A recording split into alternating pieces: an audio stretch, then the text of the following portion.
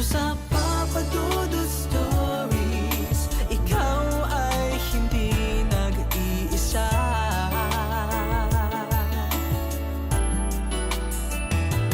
Dito sa Papa Dudut Stories, may nagmamahal sa'yo.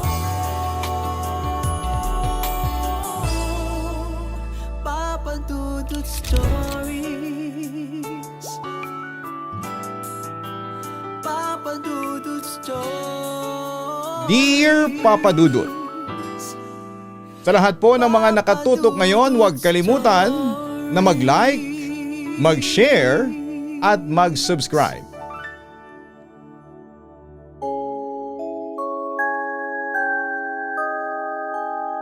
Kumusta na kayong lahat? Sana po ay magandang araw ninyo habang nakikinig ng aking istorya. Ako nga pala si Drago, 45 years old na sa ngayon at nakatira ako kasama ng aking pamilya dito sa Paglaom sa bayan ng Taytay, dito sa probinsya ng Palawan. Ang ibabahagi ko sanang kwento sa inyo ay nangyari eksaktong 20 taon na ang nakalipas. Pero hanggang ngayon ay hindi ko pa rin yon nakakalimutan. Hindi naman siya nakakatakot pero masasabi kong hindi ko ito makakalimutan. May 25, 2005. Hindi ko makakalimutan yung araw na yan. Kasi yan yung araw na nakilala ko ang future biyanan ko. Itong taon na to nakilala ko si Jessica. Katrabaho ko siya sa isang fast food restaurant. Counter crew siya at dining crew naman ako.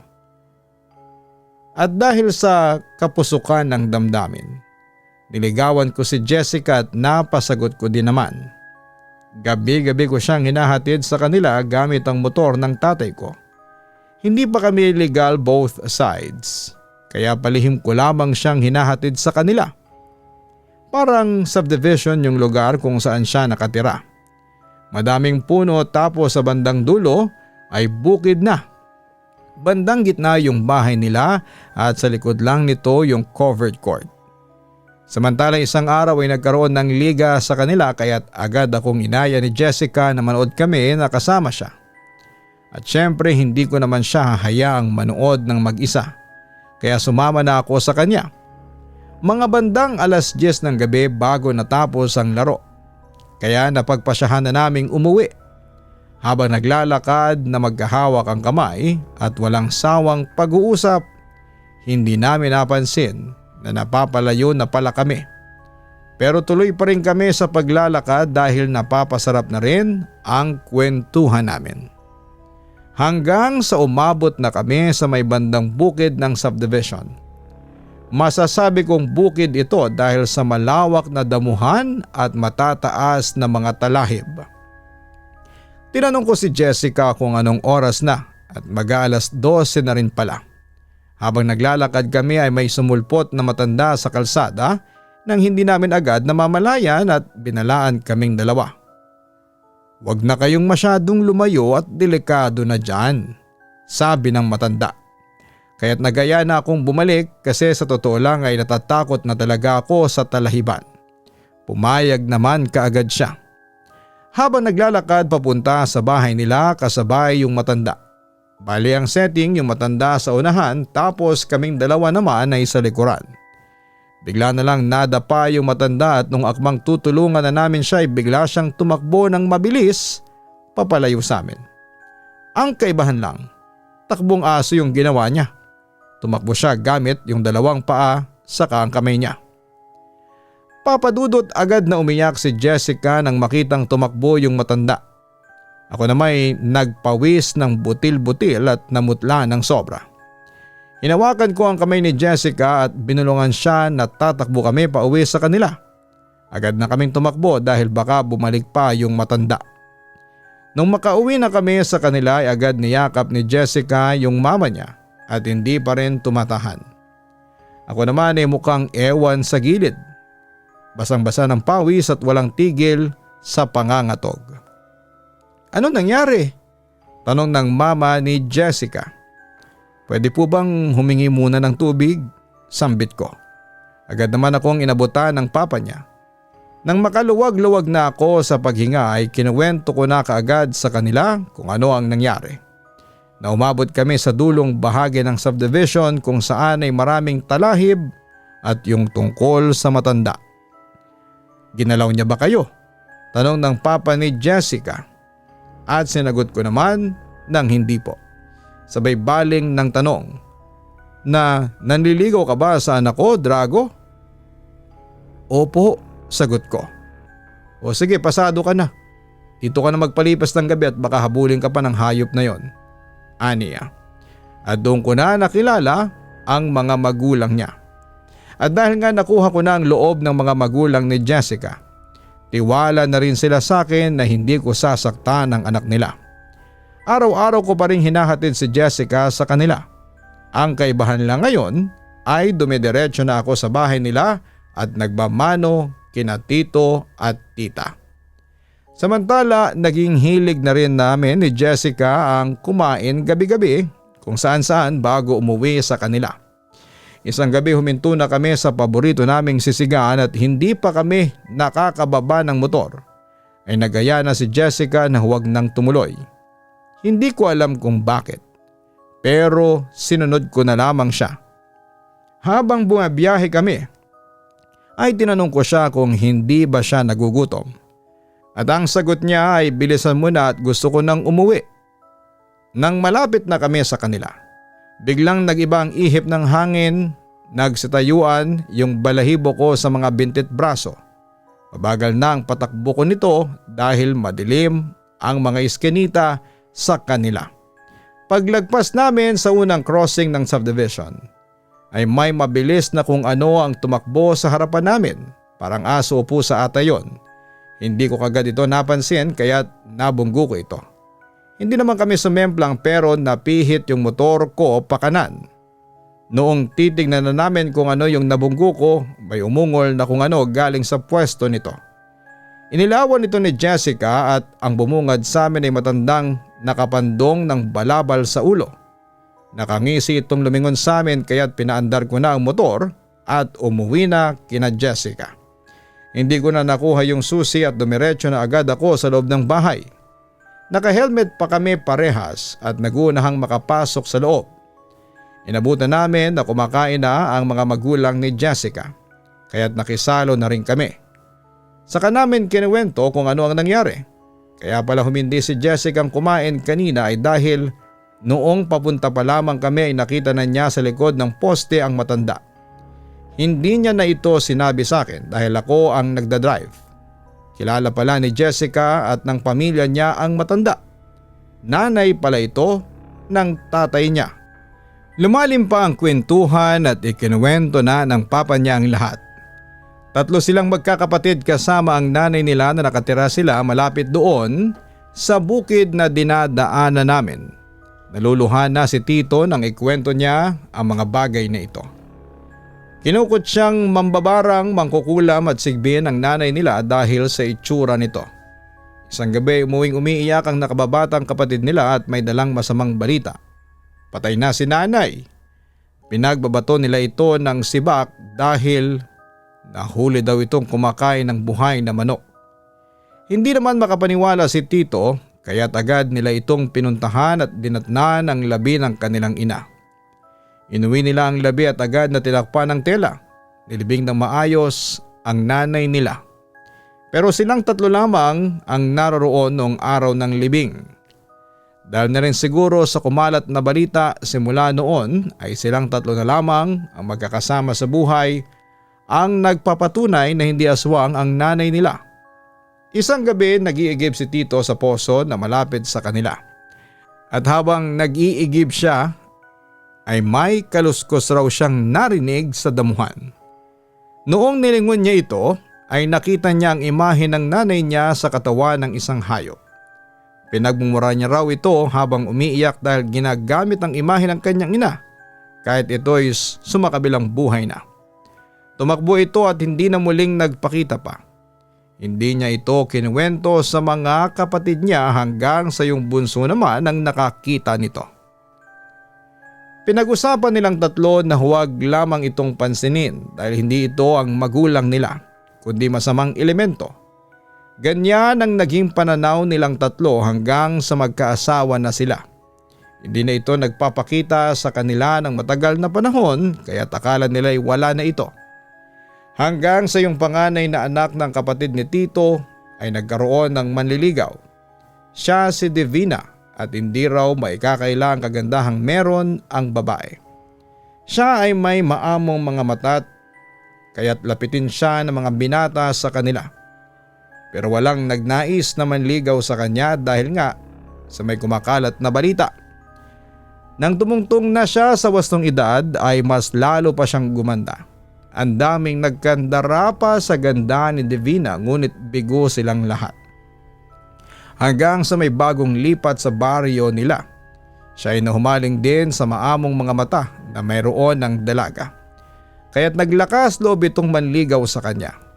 Pumupunta ito tuwing umaga sa kanila upang magbigay ng bulaklak at magdala ng umagahan. Natuwa naman ang mga magulang ni Divina sa binata kaya't hinayaan na itong manligaw at dahil nasa wastong edad na rin ang dalaga. Dinala ng binata si Divina sa parke at inabot na sila ng dapit hapon. Kaya't napagpasyahan na nilang umuwi na. Naihatid naman ng maayos ng binata si Divina. Papauwi ng binata nang may tumabi sa kanyang matanda. "Nanliligaw ka ba sa apo ko?" Sambit ng matanda at sinagot naman ito ng oo ng binata. Sinabayan raw siya ng matanda hanggang makauwi na siya at nang lumabas ang kanyang mga magulang ay agad itong tumakbo papalayo. Kinabukasan ay kinuwento ng binata sa mga magulang ni Divina ang nangyari. Agad naman itong kinabahala ng tatay ni Divina kaya't pinatigil muna ang binata.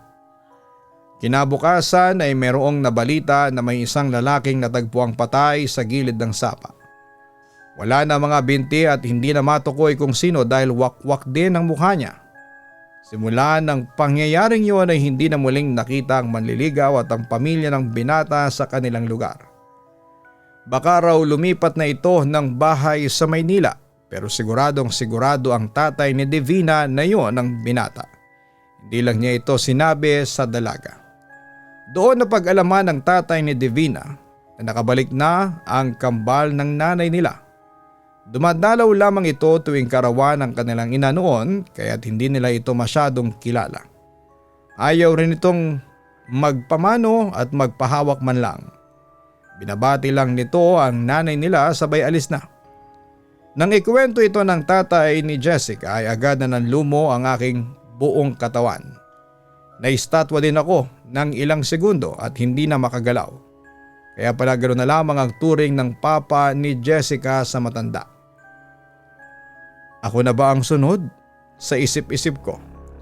Tinapik ako ng nanay ni Jessica at doon na raw ako magpalipas ng gabi at baka raw mapano pa ako sa daanan. Delikado raw magmaneho ng maraming iniisip. At dahil araw-araw kong hinahatid si Jessica ay araw-araw rin naming nakikita ang wangis ng matanda. As in kahit saan, mapa-jeep o bus ay nakikita namin siya. Hindi ko alam kung paano niya nagagawang magpakita sa amin sa tuwing hinahatid ko si Jessica. May time na nasira yung gulong ng motor ni Papa, kaya naman no choice kami na mag-commute. Sumakay kami sa unahan ng jeep dahil bakante naman ito at walang masyadong sakayang jeep. Habang nasa biyahe ay hindi mapakali si Jessica. Agad ko naman siyang tinanong kung ano ang meron. Binulong niya sa akin na yung matanda ay nasa bandang likuran ng jeep.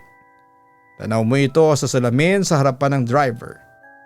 Tinignan ko ito at nakita ko ang nakakatakot ng ngiti ng matanda. Bumaba na kami sa waiting shed at sinubaybayan ang pag-alis ng jeep kasama ang matanda. Hindi pa rin kami panatag kaya tumakbo kami ng mabilis at nung medyo malapit na kami sa kanila ay biglang may umalulong na malakas na galing sa likuran. Kaya't binilisan pa namin ang takbo hanggang sa makauwi at syempre doon ulit ako nakitulog sa kanila. May time naman papadudot na sumakay kami ng bus. Magbabagong taon nito. Kaya't inaya ko si Jessica sa circle para magsaya. Nakasakay na kami sa bus at doon kami umupo sa pinakalikuran.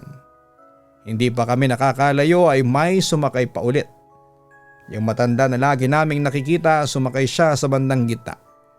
Hindi mawala sa paningin namin ang kamay ng matanda na nakalaylay sa upuan nito. Nung nasa parang rotonda na kami ay sumabay lamang kami sa mga buwaba para hindi mapansin ang matanda. Wala namang masamang nangyari sa amin noong araw na yon. Hindi nga lang namin masyadong na-enjoy kasi iniisip namin na nasa paligid lamang siya. Hanggang sa nasanay na lang kami na lagi siyang nakikita. Samantala, Papa Dudut, nagkaroon ng reunion ng mga kamag-anak ni Jessica at syempre nandun din ako. Maraming pagkain at marami ring tao. Merong 2 mahabang mesa at mga pagkain naman sa bawat gilid nito. Bago pa man ang nasabing reunion, ay nagpresenta na ang tatay ni Jessica na siya na ang magluluto para sa nasabing handaan, subalit lahat ay hindi naman sumang-ayon. Kung siya ang magluluto ay hindi na lang kami dadalo. Magdala na lang tayo ng kanya-kanya nating pagkain para marami ang handa. Naku, hindi na lang ako kakain kung ganyan, ang sabi pa nila. Alam na namin kung bakit ayaw nilang paglutuin ang papa ni Jessica. Dahil na rin sa makalat na balita noon na ang nanay nila ay ibang nilalang. Pero walang ibang nakakaalam tungkol sa matanda bukod sa aming 4 at mga kapatid ni Tito. Hanggang sa nagsimula na nga ang kasiyahan. Nagkaroon ng mga palaro at pataasan ng score sa videoke. At nang maggagabi na, syempre inuman. Kaming 4 ang magkakatabi sa upuan dahil hindi rin malapit ang loob nito sa mga kamag-anak nito. Merong mga bumabati pero iilan lang. Naubos ng yelo sa lamesa kaya't ako na ang tumayo para kumuha. Pag-angat ko ng ulo galing sa pagkakayo ko. Dahil nga kumuha ako ng yelo, nakita ko si Divina. Ikaw ba si Drago, yung manliligaw ni Jessica? Sambit niya. Kasintahan na po, sagot ko naman. Bigla niyang nilapit ang ulo niya sa tenga ko na akmang may ibubulong kaya't nilapit ko din ang sa akin. Huwag mong lolokohin si Jessica. Ikaw din bahala ka. Sabay turo gamit yung nguso niya doon sa pinakadulo ng mesa. Nakita ko ang matanda na kumakain sa dulo ng mesa. Hindi ko na lang ito sinabi sa kanilang 3 at baka mag-iskandalo pa si Tito. Sinulyap-sulyapan ko ang matanda habang kumakain, parang hindi na uubos ang kinakain niya. Wala siyang katabi na mga oras na yon at wala ring pakialam ang ibang pamilya sa kanya. Inabot na ng 2:00 ang inuman at sa huling sulyap ko sa matanda ay nakita ko siyang naglalakad sa gilid at umakyat pa sa puno. Tanaw ko pa rin siya kahit nakatago na siya sa mga dahon at sanga. Ano kayang trip nito? Sa isip-isip ko. Napansin ni Jessica na kanina pa akong namumutla at tila balisa. Tinignan niya ang tinatanaw ko at nakita niya ang matanda na nakatungtong sa sanga ng puno. Kaya naman pala Tara puntahan natin. Biro pa nito. 4:00 na nang matapos ang kasiyahan at hindi pa rin bumababa ang matanda. Pinalinis sa amin ni Tito ang mesa dahil lasing na rin sila. Siyempre hindi namin niligpit. Nandun pa rin kasi yung matanda. Maya-maya ay buwabayan kung kailan kami nagliligpit. Inaya ko na lang si Jessica na matulog na at bukas na lamang ligpitin ang mesa. Kinabukasan habang nag-uumagahan. Binati kami ni Tito. Salamat ha at hindi ko na kasi kaya kagabi. Nagtaka ako kasi imbes na sermon ay pagbati ang ginawa ni Tito. Kaya't lumabas agad ako para tingnan ang kalat na iniwan namin kagabi. Laking gulat ko na nakamismis na at patong-patong na mga plato at wala na rin mga bote na nakakalat.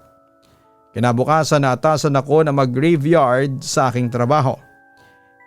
Kaya hindi ko maihahatid si Jessica. Sumakay na lamang siya sa jeep para makauwi at nang papasok na siya sa iskinita malapit sa kanila, hinatak raw siya ng 3 lalaki at mistulang may gagawing masama sa kanya. Hindi na siya pumalag dahil may patalim ang isa sa mga ito. Dinala raw siya malapit sa talahiban ngunit noong malapit na sila ay nakita niya yung matanda na nakayukyuk sa kalsada. Agad raw sinakmal ng matanda yung 3 at nawala ng malay.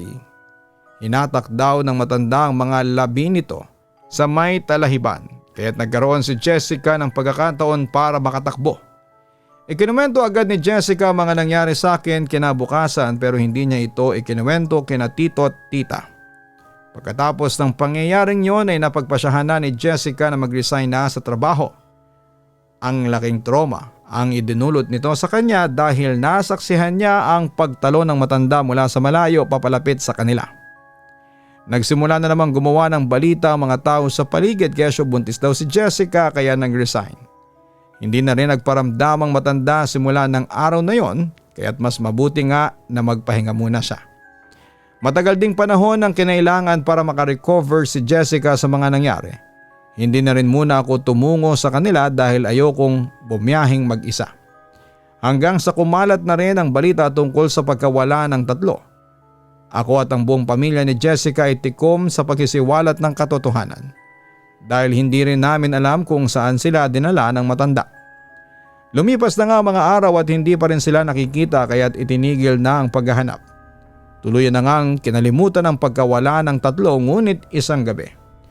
Umuwi ang isa sa tatlong lalaki na parang walang nangyari. Namayat ito ng husto at parang wala na sa katinuan. Nakabalik na rin ang dalawa pa nitong kasama ngunit hindi na raw ito makapagsalita ni hindi na rin daw ito makausap. Kaya't pala isipan sa mga tao kung ano nga bang nangyari sa tatlo.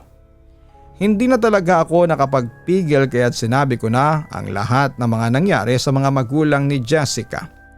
Hindi na rin kasi ako mapalagay at baka mapaano ang aking nobya. Sinimulan ko sa pagsunod-sunod sa amin ng matanda. Sa mga bagay na nangyari sa akin at kay Jessica, sinabi ko na rin ang biglaang pagsalansa ng mga pinggan at ang ginawa ng matanda sa tatlong lalaki. Pinaliwanag ni tita na walang kinalaman ng matanda sa pagsalansa ng pinggan dahil siya ang nagsalansa nito. Agad ding pinuntahan ni tito si Jessica para kumustahin ito. Kinagabihan tinawagan ni tito ang dalawa niyang kapatid para pag-usapan ang mga nangyari. Nagsimula na silang mag-usap ngunit parang hindi mapalagay ang bunso nilang kapatid sa pinag-uusapan. Agad na siniwalat ng bunso nilang kapatid ang lahat ng kanyang nalalaman. Oo na, ako ang nagkupkop at nag-alaga kay tita pero hindi ko inaasahan na kaya niyang gawin ito. Nagulantang ang lahat sa mga sinabi nito kaya't sunod-sunod na tanong ang binato sa bunso nilang kapatid. Kailan pa? At bakit hindi mo sinabi sa amin? Nagsimula nang magkwento ang bunso at ito daw ay dahil naaawa raw siya sa matanda at hindi niya kaya itong tanggihan. Dahil kawangis nito ang kanilang magulang. Pinaliwanag rin daw sa kanya na matanda kung bakit niya ito nagawa sa manliligaw ni Divina. Alam rin niyang kakaiba ang kanilang tita dahil gabi-gabi itong may dugo sa damit kapag umuuwi ngunit hindi raw ito naging dahilan para ito'y kanyang iwanan. Hindi naman raw kumakain ng tao ang matanda ngunit ayaw rin itong sabihin kung ano-ano ang kinakain niya at kung bakit siya umuuwing may dugo sa bestida. Pagkatapos ng kwentuhan ay agad na pinuntahan nila ang bahay kung saan ito naglalagi. Pagpasok ng bahay ay bumungad sa kanila ang matanda na nakabiti na sa lubid at wala ng buhay. Agad na bumuhos sa mga luha nila. Nang masilayan ng matanda na may luha sa mata. Baka sa mga mukha nila ang panlulumo dahil wala man lang silang nagawa. Patago na lamang na pinaglamayan ng matanda para hindi na rin pag-usapan at tuluyan ng makalimutan. Lumipas sa mga panahon, nagpakasal na kami ni Jessica. Hindi sa simbahan kundi sa West. Nagkaroon kami ng 3 anak na lalaki at nanirahan kami dito sa Paglaom. Pero hindi dito nagtatapos ang kababalaghan sa buhay namin. Dahil akala ko ay patay na ang matandang yon na lola ni Jessica. Pero noong araw ng binyag sa panganay namin ay nakita ko itong nakasilip at pinagmamasdan kami mula sa malayo. Nagulat at natulala ako dahil sobra akong naguluhan noon. Sinabi ko yon dati sa asawa ko pero pinagpalagay niya na baka namamalik mata lamang ako. Pero nung pinanganak ang ikalawang anak ko, Papa Dudut, nakita ko ulit yung matanda sa bintana ng ward kung nasaan si Jessica nakasilip. Ang problema, nasa 2nd floor yon. Paano siya nakaakyat para lang masilip ang apo niya? Hanggang sa naisipan ko na lamang na baka binabantayan lang niya kami, lalo na ang mga anak namin ni Jessica. Pero syempre, maingat pa rin kami sa lahat ng oras. Sa ngayon ay sumakabilang buhay na ang mga magulang ni Jessica pero itong matandang ito ay patuloy pa rin sa pagpapakita sa akin. Isa na lang tuloy ang tanong ko. Totoo ba siya? Yung nakita naming nakabigti o namatay? O maaring buhay pa siya pero nagpanggap lang siyang patay para hindi na kami bahain ng chismis ng taumbayan. Papa Dudut, sa ngayon ay sanay na ako sa kababalaghang nangyayari sa buhay ko. Basta hindi napapahamak o nasasaktan ng pamilya ko, lalo na ang mga anak ko. Sa kabila ng hindi maipaliwanag naming karanasan ay masaya naman ang aming buhay at puno ng pagmamahalan. Hanggang dito na lamang, maraming salamat at magandang araw po sa inyong lahat. Lubos na gumagalang, Drago.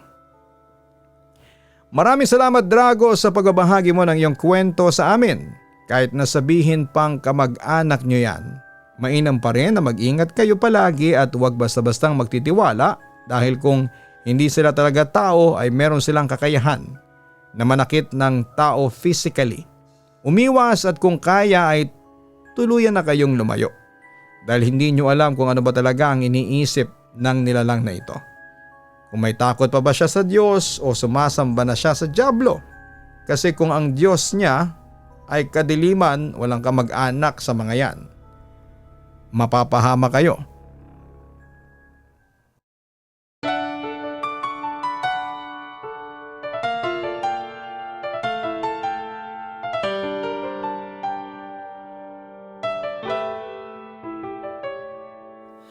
Ang buhay ay mahiwaga, laging may lungkot at saya.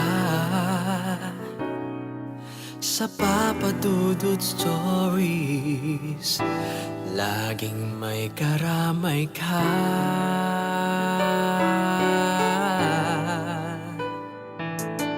Mga problemang kay bigat, dito ay pakikinggan ka. Sa Papa Dudut Stories, kami ay iyong kasama. Dito sa Papa Dudut Stories, ikaw ay hindi nag-iisa.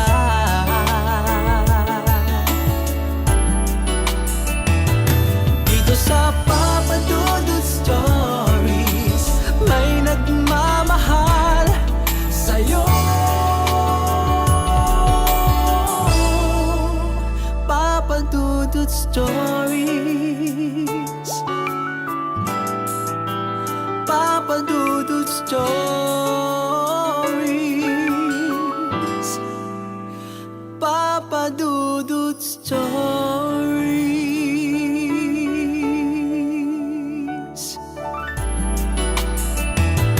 Dito sa Papa Dudut Stories, may nagmamahal sa'yo. Papa Dudut Stories, Papa Dudut Stories.